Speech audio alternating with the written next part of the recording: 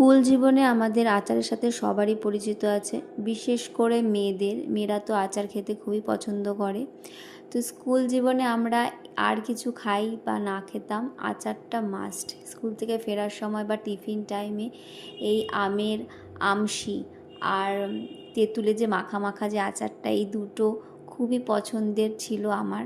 তো অনেক দিন আমশি খাই না, আচার খাই না। তো এইবার প্রচুর পরিমাণে আম হয়েছিল, কিন্তু ঝড়ে বৃষ্টিতে সমস্ত কিছু ছোটো ছোটো আমগুলো পড়ে গেছিলো, খুবই কষ্ট লাগছিল।